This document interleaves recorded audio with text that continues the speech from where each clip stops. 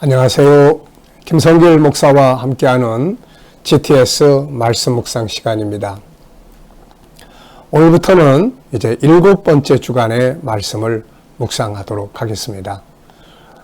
우리가 5월달은 가정의 달로서 가족들의 행복과 회복을 위한 묵상을 우리가 함께 나눴습니다.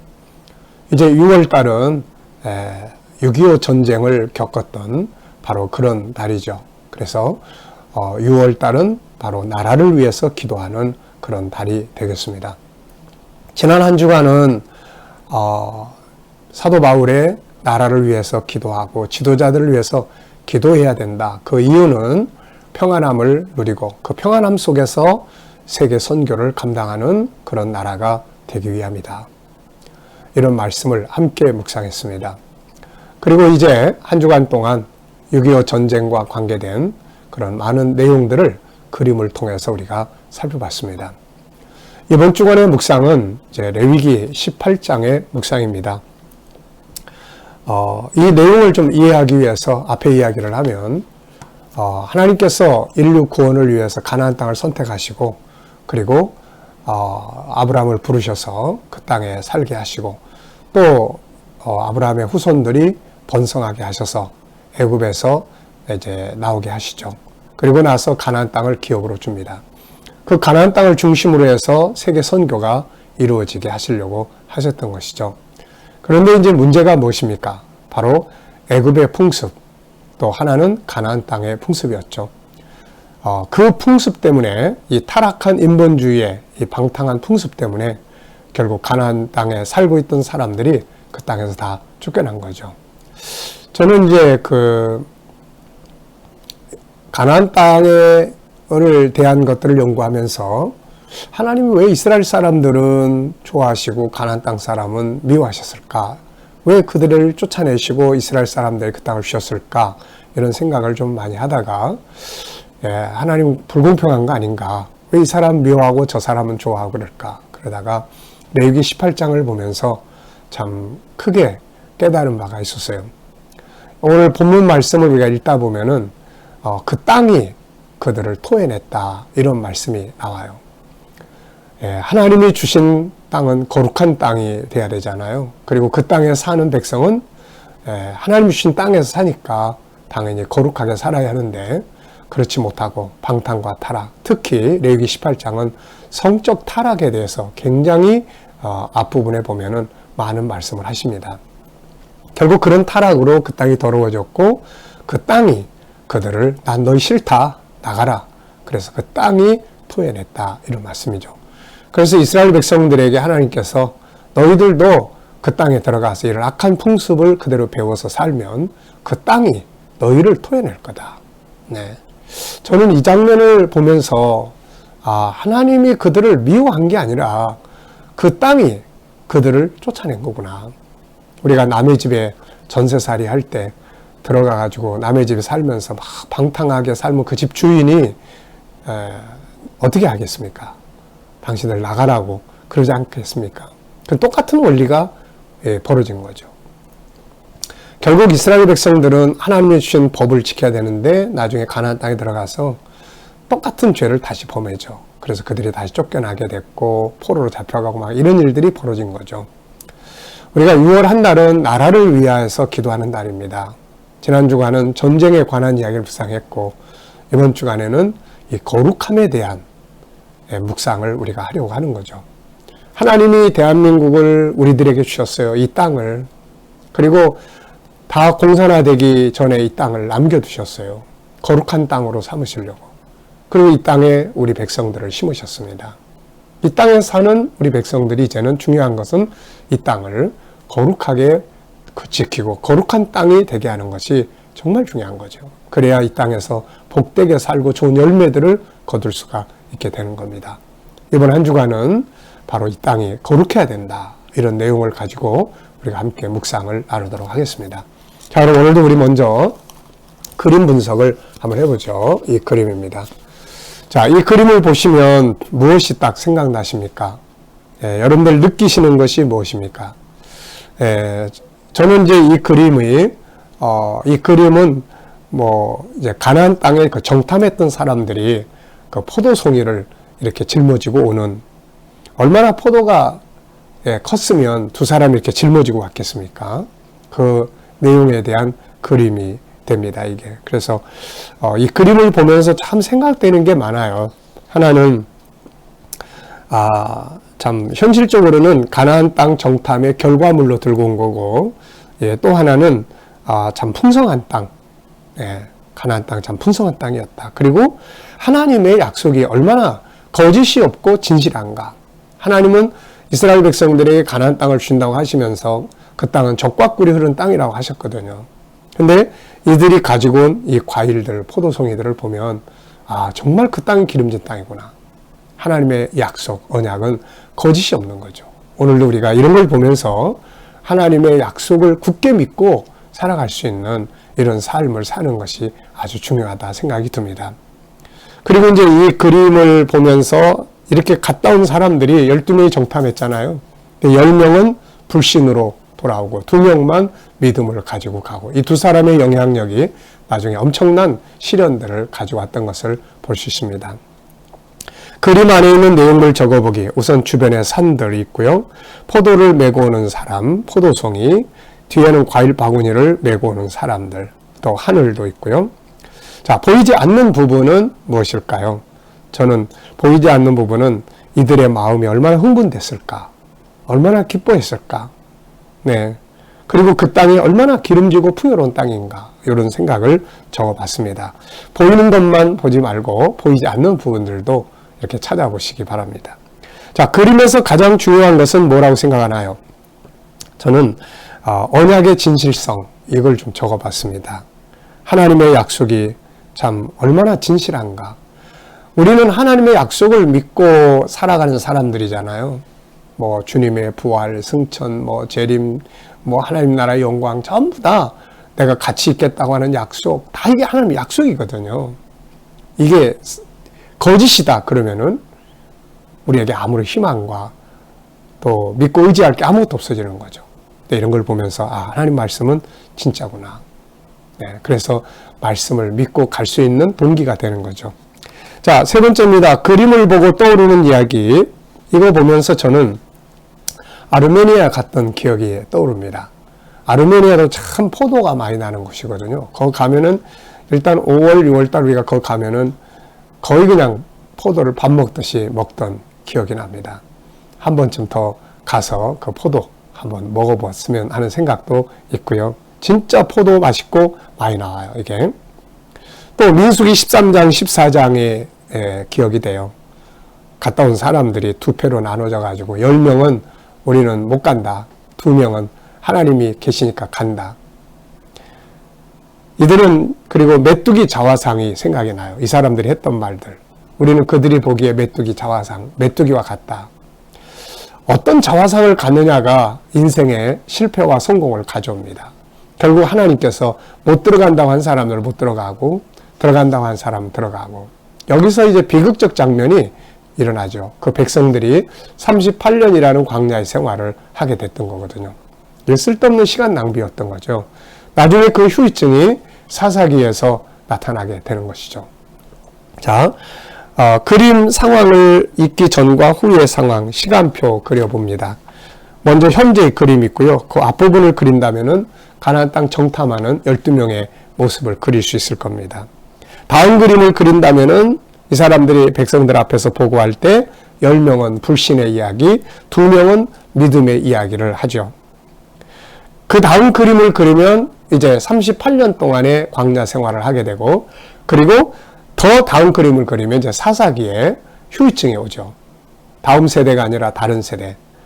가나안 땅에 들어가서 인도해야 될 모세, 아론 지도자들이 이 38년의 시간 낭비 때문에 다 들어가지도 못하고 죽습니다. 그리고 여호수아는 가나안 땅에 들어가서도 이미 늙어가지고 나이 많기 때문에 그 땅을 다 정복하지 못하고 마지막에는 지도로 남은 것을 그려서 다 이렇게 제비 뽑아서 나누게 해요.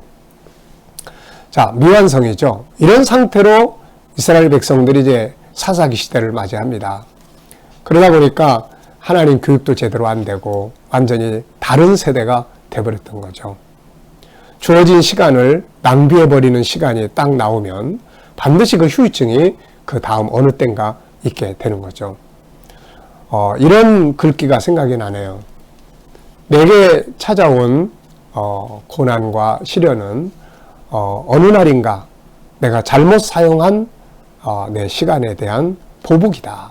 이런 글귀가 생각이 납니다. 우리에게 주어진 인생의 시간을 어느 날 왕창 잘못 쓴 시간이 있다면 그 다음 어느 땐가는 반드시 그 후유증이 온다는 말입니다. 네. 자, 그러면 이제 본문 말씀 읽어보죠. 레위기 18장 24절로 30절까지입니다. 너희는 이 모든 일로 너 스스로 더럽히지 말라. 내가 너희 앞에서 쫓아내는 족속들이 모든 일로 말미암아 더러워졌고 그 땅도 더러워졌으므로 내가 그 악으로 말미암아 벌하고 그 땅도 스스로 그 주민을 토하여 내느니라. 그러므로 너희 곧 너희의 동족이나 혹은 너희 중에 거류하는 거류민이나 내 규례와 내 법도를 지키고 이런 가증한 일에 하나라도 행하지 말라. 너희가 전에 있던 그 땅 주민이 모든 가증한 일을 행하였고 그 땅도 더러워졌느니라. 너희도 더럽히면 그 땅이 너희가 있기 전 주민을 토함같이 너희를 토할까노라. 이 가증한 모든 일을 행하는 자는 그 백성 중에서 끊어지리라. 그러므로 너희는 내 명령을 지키고 너희가 들어가기 전에 행하던 가증한 풍속을 하나라도 따름으로 스스로 더럽히지 말라. 나는 너희 하나님 여호와니라. 앞에서 배경을 설명드렸기 때문에 이제 무슨 이야기인지 아마 이해되셨을 거예요. 자, 그럼 먼저 오늘도 감사한 일 3가지 적어보시고요. 자, 1번 질문을 보겠습니다. 오늘 본문 전체 말씀을 읽고 느껴지는 건 뭔가요? 저는 2가지를 이렇게 연결된 내용을 좀 적어봤어요. 하나는 더럽히면, 이 본문 속에는 이 더럽힌다는 말이 6번이나 나옵니다. 더럽히면, 더러워져서, 더럽게 하지 마라, 더럽다는 말. 여기 뭐들로 더럽혀진 이야기일까요? 그 앞부분을 쭉 이제 레위기 18장 1절부터 읽어보면 바로 성적 타락이에요. 가족 간의 그런 잘못된 성적 타락, 또 그런 동성애, 또 이런 부분들에 대해서 다 그 성적 타락에 대한 이야기예요. 이런 것이 결국 그 땅을 더럽힌 거죠. 질서를 주신 하나님이 보실 때 너무 악한 죄악이죠. 네. 그래서 그 다음에 이제 결과가 어떻게 됩니까? 토해낸다는 말이 3번 나옵니다. 더럽히면 토해낸다. 네, 토해내는 거죠. 그 땅이 그들을 쫓아내는 거예요. 나가라. 너희들은 살 자격 없다. 이렇게 된 거죠. 자, 하나님은 거룩하신 분입니다. 그래서 그분이 주신 땅도 거룩한 땅이죠.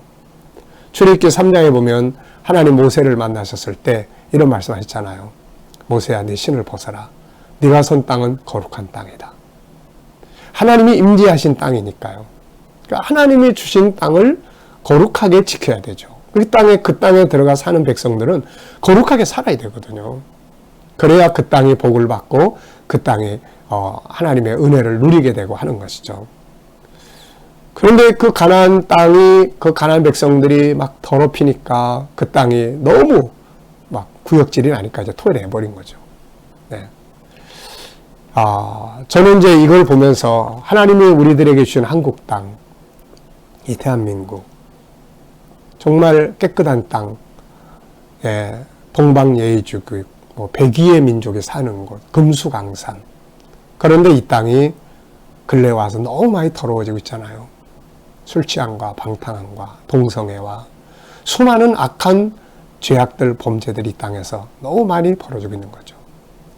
코로나 시대가 우리에게 많은 어려움도 가져왔지만 어떤 면에서는 이 땅을 정결케 하기 위한 그런 하나님의 징벌적 그런 전염병이 아닌가, 이런 생각도 해보게 돼요.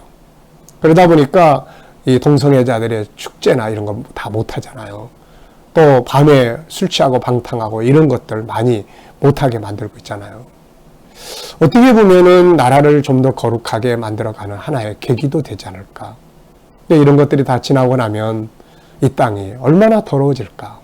그러면 이 땅이 더러워지면 다시 또 이 땅이 우리 백성들을 토해낸다면 남의 나라 식민지가 될 수도 있는 거고, 이 땅에 다시 전쟁이 일어날 수도 있는 거고, 참 이게 무서운 거거든요. 너희가 더러워졌기 때문에 그 땅이 너희를 토해낸다. 이거는 가나안 사람에게도 적용이 되고 또 이스라엘 사람들에게도 적용이 되고 오늘 우리들에게도 적용이 다 되는 거죠. 네. 자, 두 번째입니다. 첫 구절의 내용은 뭐며 끝 구절의 내용은 뭔가요? 첫 번째 구절에도 더럽히지 마라. 네, 끝 구절에도 더럽히지 마라. 그 대신 내 법을 지켜라. 네, 우리는 나 자신과 하나님이 내게 주신 가정과 또 우리가 살고 있는 이 땅이 거룩해지기 위해서 항상 기도하고 또 그렇게 살아야 될 줄 믿습니다. 자, 세 번째입니다. 중요하다고 생각되는 단어 5개 골라보세요. 네, 우선 저는 더럽히지 말라. 규례와 법도, 하나님의 규례와 법도는 깨끗한 거거든요. 거룩한 거거든요. 그러니까 이걸 중심으로 사는 거죠. 가증한 일, 토해낸다. 가증한 풍속. 네. 자, 이야기 만드는 시간입니다. 우리가 한 주간 묵상의 첫째 날은 전체를 기억하는 날이기 때문에 이야기로 만들어 보면 기억하기가 쉬워요. 자, 저는 이렇게 이야기 만들어 봤습니다. 하나님은 가나안 땅에 들어갈 그 백성들에게 경계의 말씀을 주셨습니다. 스스로 더럽히지 말라. 내가 쫓아낸 이 백성들이 스스로 더러워졌으므로 그 땅도 스스로 그들을 토해내는 것이다. 너희 그리고 너희 종족 그리고 거류하는 거류민까지라도 이 가증한 일들로 더럽히지 마라. 이 땅 백성이 가증한 일로 더러워졌다. 너희도 더러워지면 이 땅이 그들을 토해낸 것 같이 너희도 토해낼 것이다. 이 모든 가증한 일을 행하지 말고 행하는 자들은 이 백성 중에서 다 끊어지게 될 것이다. 그러므로 너희는 내 명령을 지키고 이 땅 백성이 행하던 가증한 풍속을 하나라도 따름으로 너희를 더럽히지 마라. 나는 너희 하나님 여호와니라. 하나님은 거룩하신 분이잖아요. 거룩해야 복을 누리게 됩니다. 우리가 사는 가정, 하나님이 우리에게 주신 것들은 다 거룩한 것들이에요. 그래서 방탕과 타락의 도구가 되지 않고 거룩한 삶을 만드는 것이 아주 중요한 사명이죠. 자, 제목을 정해봅니다. 거룩한 땅이 되게 하라. 버려야 할 가나안의 세상 풍속. 땅이 토해낸 백성. 거룩해야 될 이유. 거룩이 뭔가. 가나안 땅의 풍습과 하나님의 법. 네. 자, 6번째 이제 질문 만드는 거죠. 자, 질문 많이 만드는 훈련 꼭 해보시기 바랍니다. 저는 4개 질문을 적었는데요. 가나안 족속들이 그 땅에서 쫓겨난 이유는 무엇인가? 하나님이 주신 땅, 가정, 삶은 어떻게 지켜져야 하는가? 세 번째는 오늘 우리가 경계할 가나안 땅의 풍습은 뭔가? 네 번째, 이 나라가 잘 되기 위해서는 어떻게 해야 되는가?